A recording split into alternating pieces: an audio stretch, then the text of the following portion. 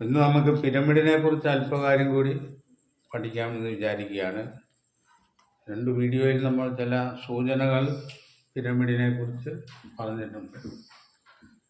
അതിൻ്റെ എല്ലാം തുടർച്ചയായി പിരമിഡും ദൈവ നിർണയവും തമ്മിൽ, വിശുദ്ധ ബൈബിളും തമ്മിലുള്ള ബന്ധം, ഈ പിരമിഡിൻ്റെ നിർമ്മാണത്തിൽ അതിൻ്റെ ഉള്ളിലുള്ള നിർമ്മാണങ്ങളും ദൈവം ഉദ്ദേശിച്ചിരിക്കുന്ന പദ്ധതികൾ എന്തെല്ലാമാണെന്നാണ് നമുക്ക് ഇനി വിശദീകരിക്കുവാനുള്ളത്.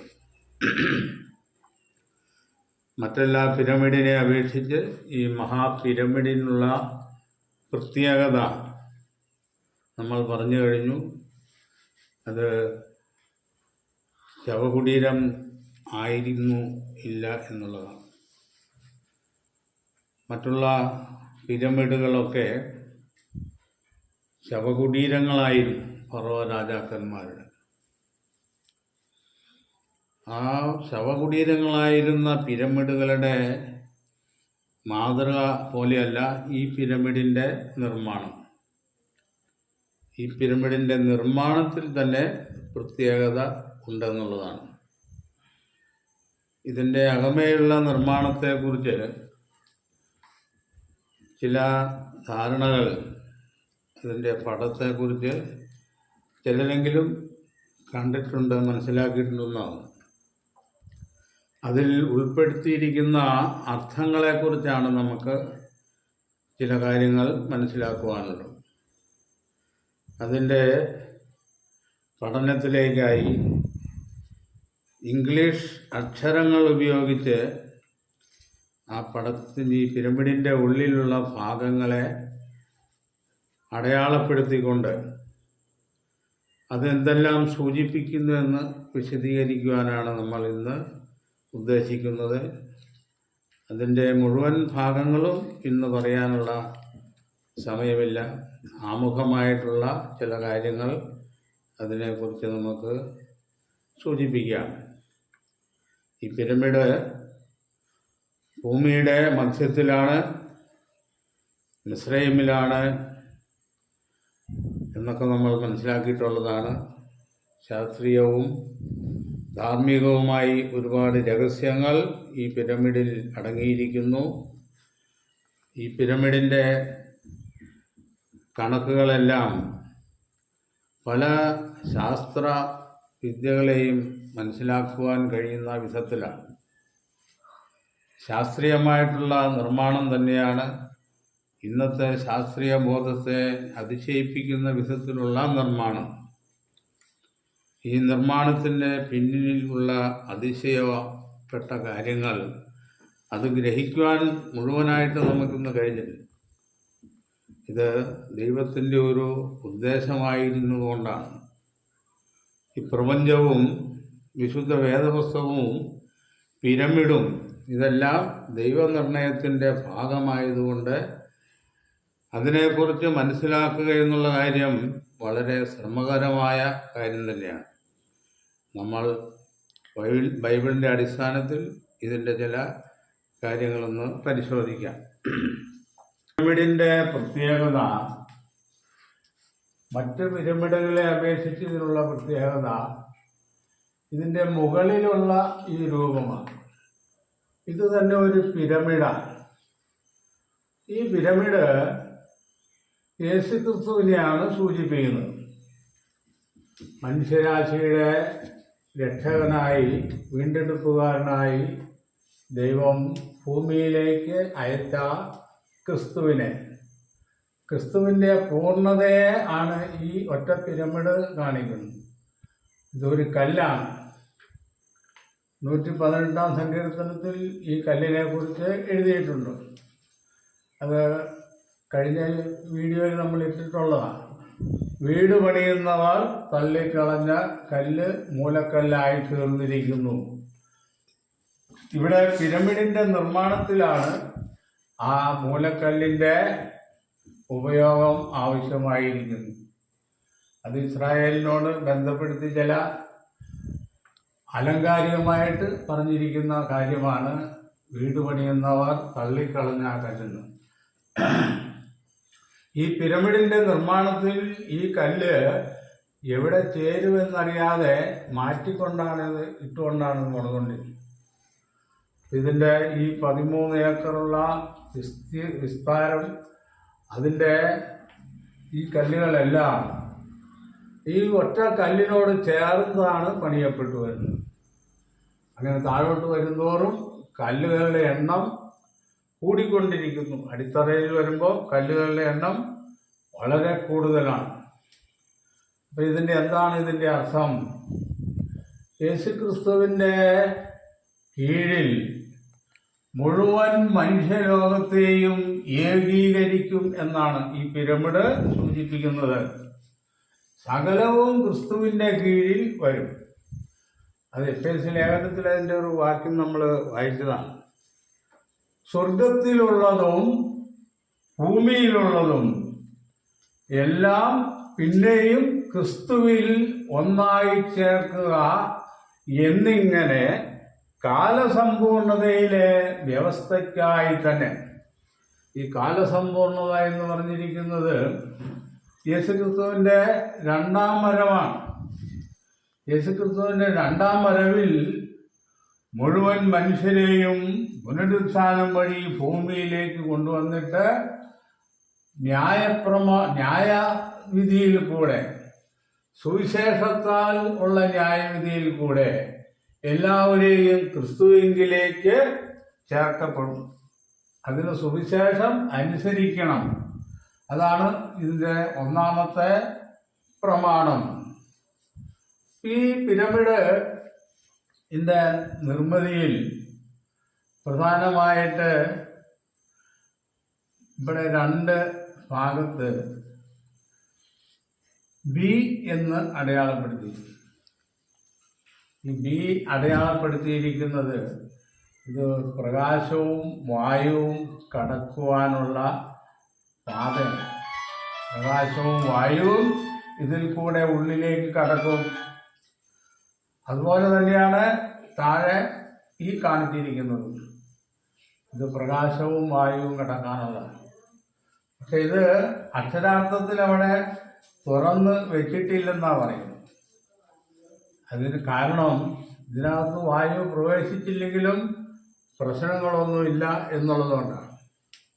അപ്പോൾ വായുവും വെളിച്ചവും ഇതിൽ പ്രവേശിക്കുകയാണ്. ഇവിടെ നമ്മൾ കാണുന്ന 2, ഒന്ന് മുകളിൽ കാണുന്നത് ഇതിനെ കിങ്സ് ചേംബർ എന്നാണ്, രാജമന്ദിരം. താഴെ കാണുന്നത് രാജ്ഞി മന്ദിരം. ഇത് നമ്മുടെ യൂട്യൂബിൽ ഇടുന്ന പണ്ഡിതന്മാർ തന്നെ അതിൻ്റെ പേരുകൾ കൃത്യമായി പറഞ്ഞിട്ടുണ്ട്. ബൈബിൾ അതിൻ്റെ പേരൊന്നും പറഞ്ഞിട്ടില്ലെങ്കിലും രാജമന്ദിരം, രാജ്ഞി മന്ദിരം എന്ന് അവർ പറഞ്ഞിട്ടുള്ളതാണ്. അപ്പം ഇത് ഉള്ളിലുള്ള പ്രധാന 2 നിർമ്മാണമാണ്. അപ്പം ഈ B2 കാണിക്കുന്നതും താഴെ കാണിക്കുന്നതുമായ ഈ വായു, പ്രകാശം സഞ്ചരിക്കുന്ന ഈ 4 കാര്യങ്ങൾ, ഇത് 4 സുവിശേഷമാണ്. 4 സുവിശേഷം കൊണ്ടാണ് ക്രിസ്തുവിൻ്റെ നിർണയങ്ങൾ പണിയപ്പെടുന്നത്. അതായത് രാജമന്ദിരവും രാജ്ഞി മന്ദിരവും. വേദപുസ്തകം ഒരു പഴഞ്ചൻ കൃതിയാണെന്നും ഏത് രാഗവും അതിൽ വായിക്കാമെന്നും അത് പഴഞ്ചൻ താളുകളിൽ എഴുതിയിരിക്കുന്ന ഗ്രന്ഥമാണെന്ന് പുച്ഛിച്ചു തള്ളുന്ന പണ്ഡിതന്മാർക്ക് ഇത് ദൃശ്യമായ ഒരു അടയാളം ആയി ഇന്ന് മിസ്രൈമിൽ നിലകൊള്ളുന്നു. ഇതുകൊണ്ട് മാത്രം ഇതിൻ്റെ രഹസ്യങ്ങൾ തീരുന്നില്ല. ഇതിൻ്റെ രഹസ്യങ്ങൾ ഇനിയും വരുവാനുള്ള പല കാര്യങ്ങളും അറിഞ്ഞു കഴിയുമ്പോൾ നമുക്കത് മനസ്സിലാകും. അന്നാളിൽ യെശയ്യാപ്രവചനം 19-ന്റെ 19-ഉം 20-ഉം വാക്യങ്ങൾ.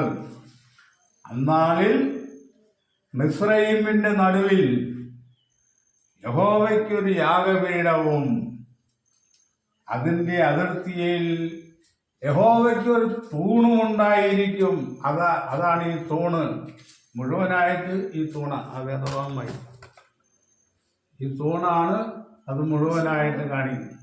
യെശയ്യാവ് 19:19 അന്നാളിൽ മിസ്രയീം ദേശത്തിന്റെ നടുവിൽ യഹോവയ്ക്കൊരു യാഗപീഠവും അതിന്റെ അതിർത്തിയിൽ യഹോവയ്ക്കൊരു തൂണും ഉണ്ടായിരിക്കും. അത് മിസ്രയീം ദേശത്ത് സൈന്യങ്ങളുടെ യഹോവയ്ക്ക് ഒരു അടയാളവും ഒരു സാക്ഷ്യവുമായിരിക്കും. മിസ്രയീം ദേശത്ത് സൈന്യങ്ങളുടെ യഹോവയ്ക്ക് ഒരു അടയാളമാണ്, ഒരു സാക്ഷ്യമാണ്. എന്തിനെയാണ് സാക്ഷ്യപ്പെടുത്തുന്നത്?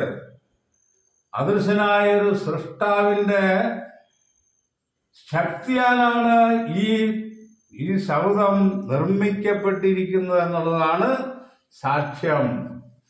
യഹോവയ്ക്കൊരു യാഗപീഠം എന്ന് പറഞ്ഞിരിക്കുന്നു. യഹോവ മനുഷ്യർക്ക് നൽകിയിരിക്കുന്ന യാഗപീഠമായതാണ്. യേശുക്രിസ്തുവാണ് യഹോവ നമുക്ക് നൽകിയിരിക്കുന്ന യാഗപീഠം. ഈ യാഗപീഠം, ഈ കാൽവറി ക്രൂശ്, അതെല്ലാം നമ്മളെ കൊണ്ടു ചെന്നെത്തിക്കുന്നത് ക്രിസ്തുവിലേക്കാണ്. അത് യഹോവയ്ക്കൊരു യാഗപീഠമാണ്. അതുകൊണ്ടാണ് ക്രിസ്തുവിനെ ഈ പിരമിഡ് മുഴുവനായിട്ട് സൂചിപ്പിക്കുന്നത്. അപ്പോൾ യാഗങ്ങളും യാഗത്തിന് ശേഷമുള്ള മോചനങ്ങളും എല്ലാം ലഭിക്കപ്പെടുന്നത് സുവിശേഷത്തിന്റെ അടിസ്ഥാനത്തിലാണ്. ക്രിസ്തുവിനെ കുറിച്ചുള്ള സുവിശേഷം, ക്രിസ്തു യഹോവയാം ദൈവത്തെക്കുറിച്ച് നൽകിയിരിക്കുന്ന അറിവ്, യേശു ദൈവത്തിന്റെ പുത്രനാണെന്ന് നമ്മളെ പഠിപ്പിച്ചു. യേശു എൻ്റെ പിതാവാണ്, യേശു ദൈവത്തിന്റെ പുത്രനാണെന്നാണ് യേശു ഇവിടെ വന്ന് പറഞ്ഞത്. ഞാൻ പിതാവായ ദൈവമല്ല, ഞാൻ ദൈവത്തിന്റെ പുത്രനാണെന്നാണ്. അപ്പൊ ഈ 4 സുവിശേഷങ്ങൾ വഴി യേശുക്രിസ്തുവിനെ കുറിച്ചും യഹോവയെ കുറിച്ചും മനുഷ്യരാശിക്ക് വളരെ വേണ്ടപ്പെട്ടതായ അറിവുകൾ നൽകപ്പെടുന്നു. അതാണ് ഈ 4 ഭാഗം കാണിക്കുന്നത്. ഇപ്പം ഇവിടെ ഈ പിരമിഡിന്റെ ഒരു വശത്ത് എൻ എന്ന് അടയാളപ്പെടുത്തിയിരിക്കുന്നു. ഇതാണ് ഈ പിരമിഡിന്റെ തറനിരപ്പ്. ഈ തറനിരപ്പിൽ നിന്നും 17.5 മീറ്റർ ഉയരത്തിലാണ് ഇവിടെ ഒരു പാത. ഇവിടെ എൻ എന്ന് രേഖപ്പെടുത്തിയിരിക്കുന്നതിൻ്റെ അവിടുന്നൊരു താഴത്തേക്കൊരു വഴി പോകുന്നുണ്ട്. ആഴത്തിലേക്ക് ഇങ്ങനെ പോവുകയാണ്, ഭൂമിയുടെ ഉള്ളിലേക്കാണ് പോകുന്നത്. ഇത് വന്നിട്ട് ഇവിടെ ഒരു അഗാധ ഗർത്തം പോലെയാണ്. ഇതിന്റെ പണികളൊന്നും പൂർത്തിയാക്കി തീരാതെ JCBയുടെ ബക്കറ്റ് കൊണ്ട് മണ്ണ് മാന്തിയ പോലെ അപൂർണമായി കിടക്കുന്ന ഒരു കുഴിയാണിത്. അതാണ് ഇവിടെ എം എന്ന് അടയാളപ്പെടുത്തിയിരിക്കുന്നത്. ഇവിടെ ഈ എൻ എന്ന് അടയാളപ്പെടുത്തിയിരിക്കുന്ന ഭാഗത്ത് ഇവിടെ ഒരു കല്ല് ഇളക്കി മാറ്റിയാൽ, ഇതൊരു ഇങ്ങോട്ടുള്ള വഴിയാണെന്ന് പറഞ്ഞല്ലോ, ഈ കല്ല് ഇവിടെ നിന്ന് ഇളക്കി മാറ്റി നമ്മൾ ഇതിലെ കടക്കുവാൻ നോക്കിയാൽ ഈ കല്ല് ഇളകിയാൽ നേരെ വന്ന് ഈ കുഴിയിൽ വീഴും. ഇത് പുറത്തേക്ക് എടുക്കാൻ പറ്റില്ല. എന്താണ് അതിന്റെ ഉദ്ദേശം? ദൈവം തന്റെ സ്വരൂപത്തിലും സാദൃശ്യത്തിലും സൃഷ്ടിച്ച ആദാമാണ് ഇവിടെ. ആദാം ഇവിടെയാണ്. ആദാം അനുസരണക്കേടിന്റെ ഫലമായി ഈ അഗാധ ഗർത്തത്തിലേക്ക് വീണു, മരണത്തിലേക്ക് പതിച്ചതാണ് ഇവിടെ അടയാളം. ആദാം മരണത്തിലേക്ക് പോയി, ഈ ലെവലിൽ നിന്നും താഴത്തേക്ക് പോയി. അതാണ് പാപവും മരണവും ശാപവും മനുഷ്യവർഗത്തെ പിടികൂടിയിരിക്കുന്നു. ആദാമ്യവർഗത്തെ ഒന്നടങ്കം പിടികൂടിയിരിക്കുന്ന പാപം, ദൈവത്തിന്റെ കൽപ്പന ലംഘിച്ച് അപൂർണനായി തീർന്ന ആദാം ഇവിടെ വന്നു വീഴുന്നു. അതാണ്. ഇനി ആദാമിന് ഈ പാപത്തിൽ നിന്നും മരണത്തിൽ നിന്നും ശാപത്തിൽ നിന്നും എങ്ങനെ മോചനം പ്രാപിക്കാൻ കഴിയും? ഒരു സഹായമില്ലാതെ ഇവിടെ നിന്ന് ആദാമിന് മുകളിലേക്ക് കയറാൻ പറ്റില്ല. അതിനാണ് ഇവിടെ മറ്റൊരു ഉപവഴി തുറന്നിരിക്കുന്നു. ഇവിടെ നിന്നും ആദാമിന് ഇതുവഴിയെ ഈ കെ എന്ന് പറഞ്ഞിരിക്കുന്ന സ്ഥലത്തേക്ക് വരാം. അതായത് പൂർണ്ണതയിലേക്ക് വരാൻ ഇവിടെ വരണം. അപ്പൊ ഇവിടെ കാണിച്ചിരിക്കുന്ന ഈ കുഴൽ പോലെ കാണിച്ചിരിക്കുന്ന ഈ പാത, ഇത് യേശുക്രിസ്തുവിനെയാണ് സൂചിപ്പിക്കുന്നത്. ഇത് ആദാമിനു വേണ്ടി യേശുക്രിസ്തു മറുവിലിയായി തീർന്നു എന്നുള്ളതാണ് ഇവിടെ സൂചിപ്പിക്കുന്നത്. അങ്ങനെ ആദാമിന് അവന്റെ സന്തതി പരമ്പരകൾക്ക് ദൈവം ഒരു വീണ്ടെടുപ്പ് കരുതി എന്നതിനെയാണ് ഇത് സൂചിപ്പിക്കുന്നത്. വേദപുസ്തകത്തിന്റെ ഉപദേശങ്ങളിൽ കൂടിയാണ്. വേദപുസ്തകമാണ് യേശുക്രിസ്തുവിനെ വെളിപ്പെടുത്തിയിരിക്കുന്നത്. യേശുക്രിസ്തു ജീവിച്ചിരുന്നോ? യേശുക്രിസ്തു ജനിച്ചോ? യേശുക്രിസ്തു മരിച്ചോ? യേശുക്രിസ്തു പുനരുത്ഥാനം ചെയ്തോ? എന്നൊക്കെ സംശയരൂപേണ വിഷയങ്ങൾ അവതരിപ്പിക്കുന്ന ആളുകളുണ്ട്. ഈ പിരമിഡിന്റെ നിർമ്മാണം തന്നെ AD BC കണക്കുകൾ വെച്ചിട്ടാണ് ഇതിന്റെ നിർമ്മാണത്തിന്റെ കാലം വരെ കണ്ടുപിടിച്ചിരിക്കുന്നത്. AD BC എന്ന് ലോകചരിത്രത്തെ രണ്ടായി അപ്പുറത്തേക്ക് ഇപ്പുറത്തേക്കും തിരിച്ചത് ക്രിസ്തുവിന്റെ ജനനത്തിന്റെ ആ ജനനമാവുന്ന സംഭവത്തിൽ കൂടിയാണ്. ക്രിസ്തു എന്ന ഏക വ്യക്തിയിൽ കൂടിയാണ് ലോകചരിത്രത്തെ രണ്ടായി ഭാവിച്ചിരിക്കുന്നത് എന്നുള്ള വസ്തുതകളും യാഥാർത്ഥ്യങ്ങളും നിരാകരിച്ചുകൊണ്ട് ശാസ്ത്രത്തിനു വേണ്ടിയും യുക്തിക്കും വേണ്ടിയും മനുഷ്യരിന്ന് വേദപുസ്തകത്തെ തരം താഴ്ത്തിയാണ് കാണിച്ചുകൊണ്ടിരിക്കുന്നത്. അപ്പൊ അങ്ങനെയുള്ളവർക്ക് കൂടി ഇതൊരു മറുപടിയാണ്. മഹാപിരമിഡിന്റെ ഈ നിർമ്മാണവും അതിന്റെ ഉദ്ദേശങ്ങളെയും തകർക്കാൻ പ്രകൃതി ശക്തികൾക്കും ഇതുപോലെയുള്ള ശക്തികൾക്കും ഇതുവരെയും സാധിച്ചിട്ടില്ല. മറ്റെല്ലാ പിരമിഡുകളിൽ നിന്നും ഈ ഭാഗം ഇല്ല, ഒരു പിരമിഡിനും ഇല്ല. ഈ പിരമിഡിന് മാത്രമേ ഈ ക്രിസ്തുവിനെ സൂചിപ്പിക്കുന്ന ഈ ഭാഗമുള്ളൂ. ഇത് തന്നെ ഒരു കല്ലാണെന്ന് നമ്മൾ പറഞ്ഞു. അപ്പൊ ആദാമിനെ സംബന്ധിച്ച് ഒരു മോചനം ആവശ്യമായിരിക്കുന്നു. അതിന് ദൈവം ഒരുക്കിയിരിക്കുന്ന മാർഗം യേശുക്രിസ്തു. അപ്പൊ ക്രിസ്തുയേശുവിൽ കൂടെയുള്ള വിശ്വാസം വഴി പാപത്തിൽ നിന്നും മരണത്തിൽ നിന്നും മനുഷ്യരാശിക്ക് മോചനം പ്രാപിച്ചിട്ട് പരിപൂർണതയിലേക്ക് വന്നു ചേരാം എന്നതാണ്. ഇനി നമുക്ക് ഇതിൻ്റെ പഠനത്തിൽ പ്രത്യേകമായി കാണാനുള്ളത് ഈ കിങ്സ് ചേംബർ, ക്യൂൻസ് ചേംബർ ഇങ്ങോട്ടുള്ള വഴിയെക്കുറിച്ചാണ്. ക്രിസ്തുയേശുവിലുള്ള വിശ്വാസം വഴി ആണ് ഈ രണ്ട് മന്ദിരങ്ങളിലേക്കും മനുഷ്യർക്ക് പ്രവേശിക്കാൻ കഴിയുള്ളൂ. ഇവിടെ വന്നിട്ട് ഒരു വിഭാഗത്തിന് ഈ വഴിയിൽ കൂടി ഈ രാജ്ഞി മന്ദിരത്തിൽ പ്രവേശിക്കാം. ഒരു വിഭാഗത്തിന് ഈ ഗ്രാൻഡ് ഗാലറിയിൽ കൂടി കിങ്സ് ചേംബറിൽ പ്രവേശിക്കാം. അപ്പൊ എന്താണ് ഇതിന്റെ ഉദ്ദേശം? ദൈവത്തിന്റെ പ്ലാനിൽ രണ്ട് വിധത്തിലുള്ള രക്ഷാ പദ്ധതിയെയാണ് ദൈവം നമുക്ക് നൽകിയിരിക്കുന്നത്. രണ്ട് വിധത്തിലുള്ള രക്ഷ, രണ്ട് വിധത്തിലുള്ള രക്ഷയെക്കുറിച്ചാണ് ബൈബിൾ പറയുന്നത്. ഒന്ന് തിരഞ്ഞെടുപ്പിൻ രക്ഷ, രണ്ടാമത് സൗജന്യ രക്ഷ.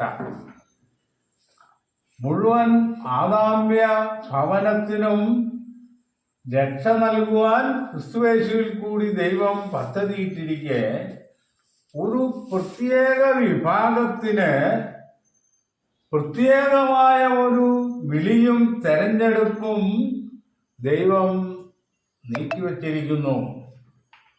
അതിനെക്കുറിച്ച് പരമവിളി എന്നാണ് പറഞ്ഞിരിക്കുന്നത്.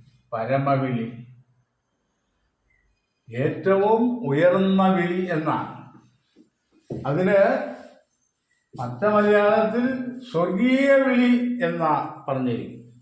എബ്രായ ലേഖനം 3-ാം അധ്യായം 1-ാം വാക്യത്തിൽ അതുകൊണ്ട് വിശുദ്ധ സഹോദരന്മാരെ സ്വർഗീയ വിളിക്ക് ഓഹരിക്കാരായുള്ളവരെ എന്ന് പറയുന്നു.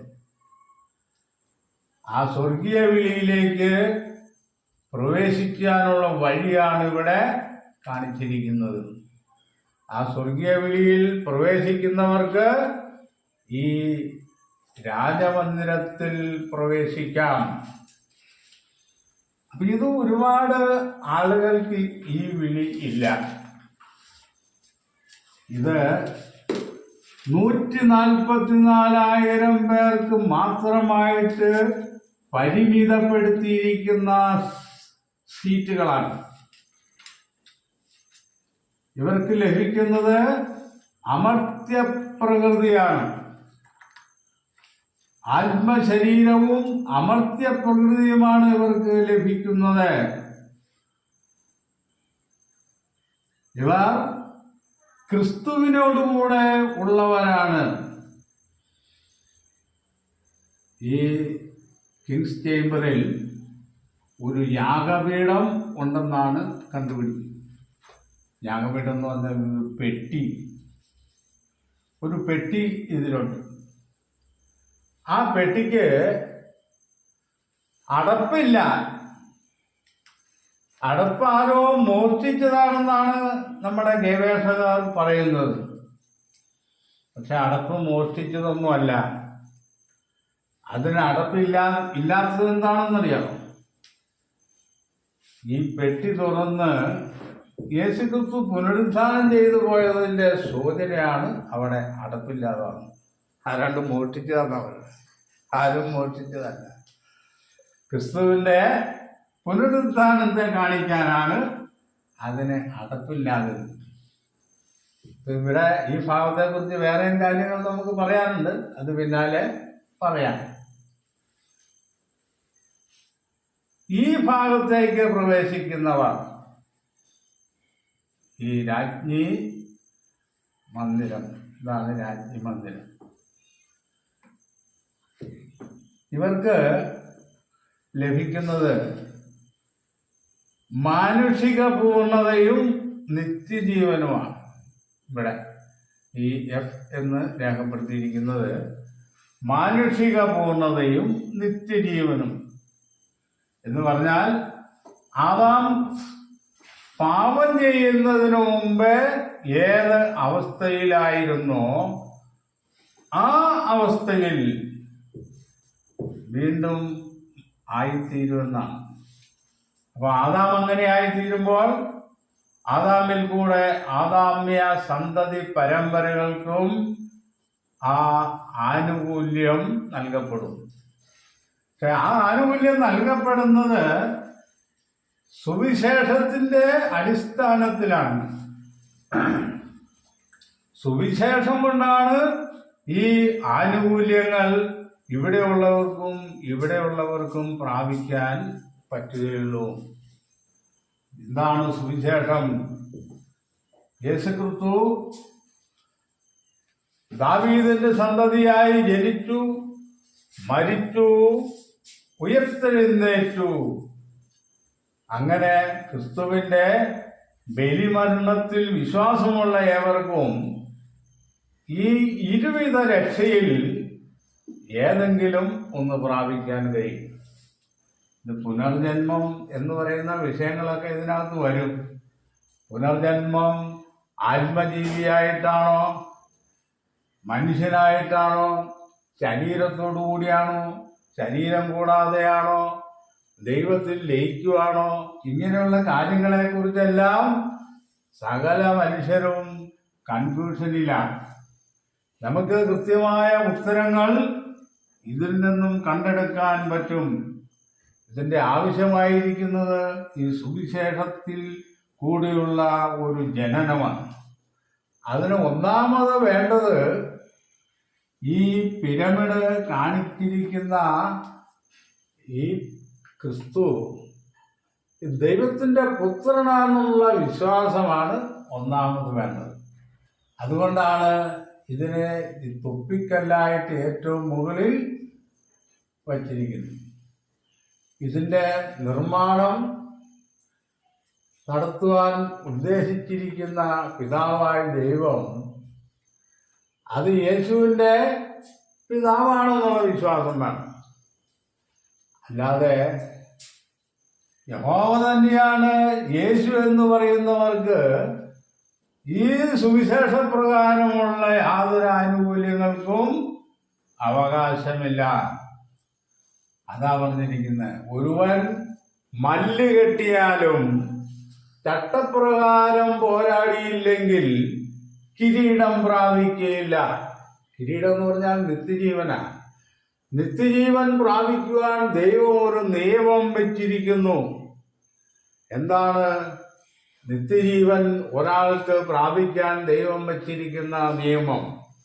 ഇവിടെ ഈ പൊട്ടക്കുളത്തിലേക്ക് കിടക്കുന്ന ആദാമിന് നിത്യജീവൻ പ്രാപിക്കണമെങ്കിൽ യേശുക്രിസ്തുവിനെ വിശ്വസിക്കണം.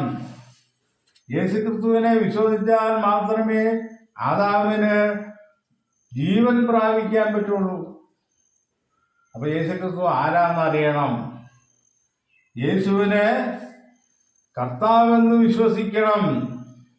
ദൈവം അവനെ മരിച്ചവരുടെ ഇടയിൽ നിന്ന് ഉയർത്തെഴുന്നേൽപ്പിച്ചുവെന്ന് ഹൃദയം കൊണ്ട് വിശ്വസിക്കുകയും രക്ഷയ്ക്കായി വായു കൊണ്ട് ഏറ്റുപറയുകയും ചെയ്യണം. അപ്പൊ പിതാവായ ദൈവം യേശുവിനെ ഉയർത്തെഴുന്നേൽപ്പിച്ചു എന്ന് വിശ്വസിക്കണം. പിതാവായ ദൈവം തന്നെയാണ് യേശുക്രിസ്തു എന്ന് പറയുന്നവർക്ക് ഈ വാക്യം എങ്ങനെ അതേപടി അനുസരിച്ച് വിശ്വസിക്കാൻ പറ്റും? പിതാവിനെയും പുത്രനെയും തിരിച്ചറിയാത്തവർക്ക് ഇത് വിശ്വസിക്കാൻ പറ്റിയില്ല. അതുകൊണ്ടാണ് പിതാവിനെയും പുത്രനെയും തിരിച്ചറിയുന്നത് തന്നെ നിത്യജീവൻ എന്ന് വേദപുസ്തകം പറയുന്നത്. അപ്പൊ തിരിച്ചറിവ് എന്ന് പറഞ്ഞാൽ എന്താണ് എന്നുള്ള കാര്യത്തിൽ പോലും ക്രൈസ്തവ മതപണ്ഡിതന്മാർക്ക് യാതൊരു ഗ്രാഹ്യവുമില്ല എന്നുള്ളതാണ്. അപ്പൊ സുവിശേഷത്തിന്റെ സമ്പൂർണമായ അർത്ഥത്തിൽ കൂടിയാണ് രക്ഷ സർവ മനുഷ്യർക്കും നൽകപ്പെടുന്നത്. അത് ഒന്ന് സൗജന്യ രക്ഷയും ഒന്ന് തെരഞ്ഞെടുപ്പിന്റെ രക്ഷയാണ്. ഈ സൗജന്യ രക്ഷ നൽകപ്പെടുന്നത് ക്രിസ്തുവിന്റെ രണ്ടാം വരവിലാണ്. ഇപ്പോൾ ആർക്കും സൗജന്യ രക്ഷയില്ല. ഈ തെരഞ്ഞെടുപ്പിന്റെ രക്ഷ എന്നുള്ളത് ഇതിലേക്കുള്ള ആളുകളെ തിരഞ്ഞെടുക്കുവാനായിട്ടാണ് യേശുക്രിസ്തു ഒന്നാമത് വന്നത്. യേശുക്രിസ്തുവിന്റെ ഒന്നാമത്തെ വരവിന് രണ്ടുദ്ദേശം മാത്രമേ ഉള്ളൂ. ഈ ഭൂമിയെ പർദീസയാക്കാനുള്ള ഉദ്ദേശം യേശുവിന്റെ ഒന്നാം വരവിലില്ല. ഈ ഭൂമിയെ പാപത്തിൽ നിന്ന് മോചിപ്പിക്കുവാനുള്ള ഒരു ബലിയായി തീരുക എന്നുള്ളതും യേശുക്രിസ്തുവിന്റെ മണവാട്ടിയായി തീരുവാൻ വേണ്ടുന്ന ആളുകളെ വിളിച്ച് വേർതിരിക്കുക എന്നുള്ള ഇങ്ങനെ രണ്ട് കാര്യങ്ങളാണ് യേശുവിന്റെ ഒന്നാം വരവിൽ ഉണ്ടായിരുന്നുള്ളൂ. ഈ വിഭാഗത്തിൽപ്പെടുന്നവർക്ക് രക്ഷപ്പെടുവാനുള്ള സമയം രണ്ടാം വരവിലാണ്. അതുകൊണ്ടാണ് ഇത് രണ്ടും വേറിട്ട് കാണിച്ചിരിക്കുന്നത്. ഈ വിഷയത്തെക്കുറിച്ച് കൂടുതൽ വിപുലമായ ആശയങ്ങൾ നമുക്ക് നാളെ പറയാം. ഇന്ന് ഇത്രയും പറഞ്ഞുകൊണ്ട് ഈ വിഷയം അവസാനിപ്പിക്കുന്നു. ഇത് ശ്രദ്ധയോടെ കേട്ടുകൊണ്ടിരിക്കുന്ന എല്ലാവർക്കും നന്ദി പറയുന്നു. ദൈവത്തിൻ്റെ നിർണയങ്ങളുടെ രഹസ്യങ്ങൾ കൂടുതൽ അറിയുവാൻ നമുക്ക് താല്പര്യത്തോടെ വീണ്ടും നാളെ ഈ വിഷയം പരിഗണിക്കാമെന്ന് വിചാരിക്കുന്നു.